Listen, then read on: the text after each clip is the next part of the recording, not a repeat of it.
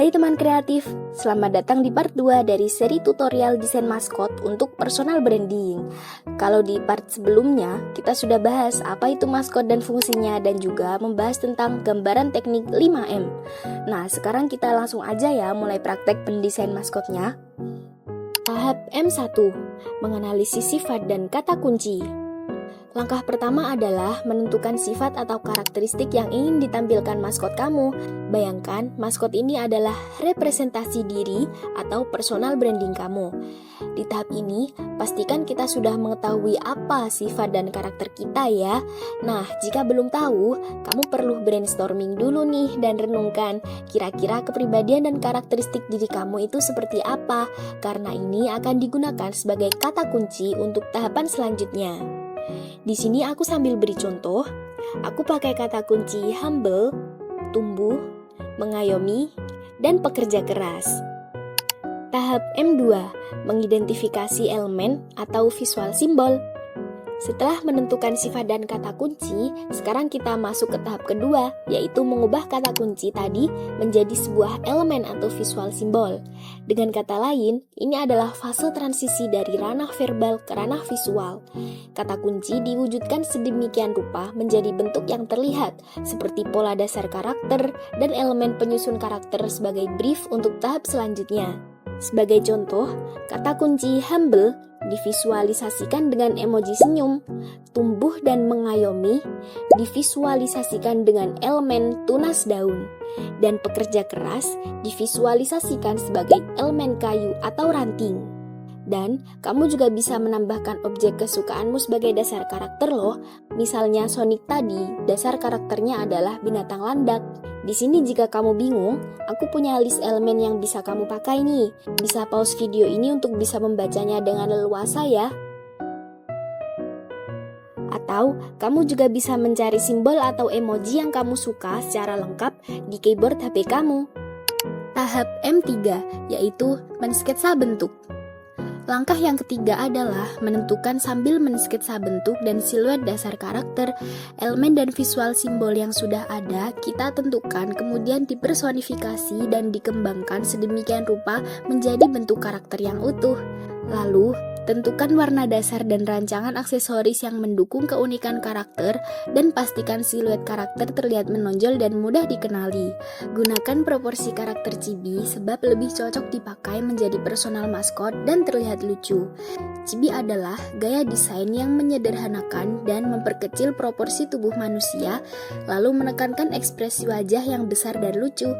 Anatomi karakter chibi biasanya memiliki ciri-ciri berikut: kepala besar, tubuh kecil, kaki pendek, tangan dan kaki yang sederhana, ekspresi wajah yang besar, rambut yang khas dan ekspresif, dan proporsi yang disesuaikan.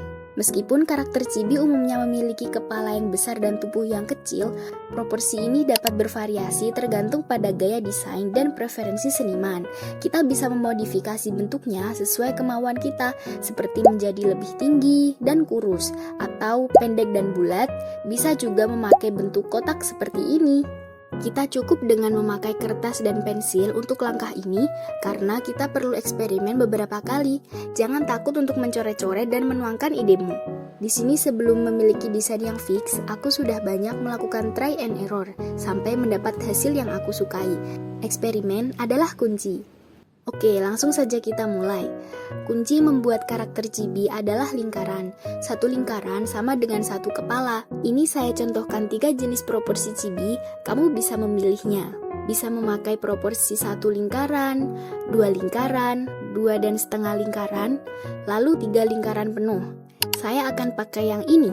Pertama, kita buat dulu base proporsinya seperti ini menggunakan lingkaran.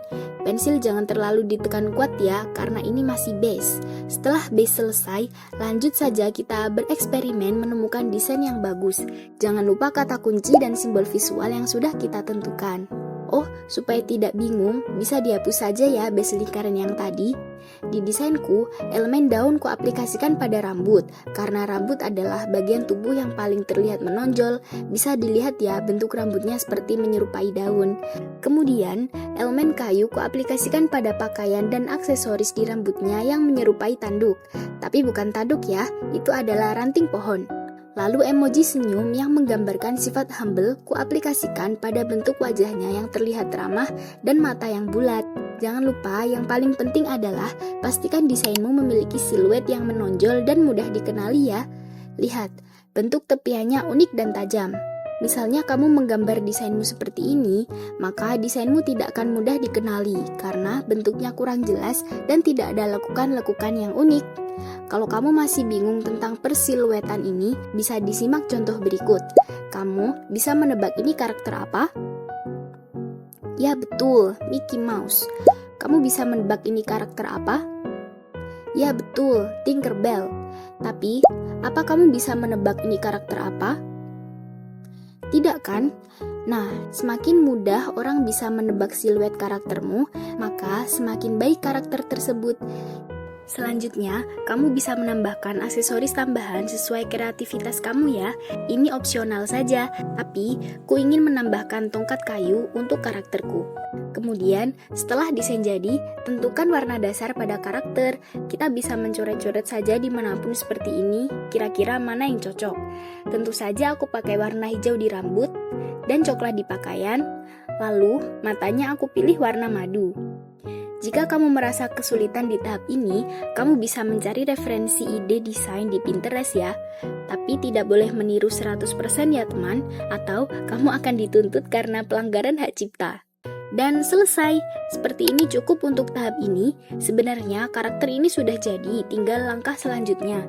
Kita buat dia terlihat menjadi semakin hidup dan rapi.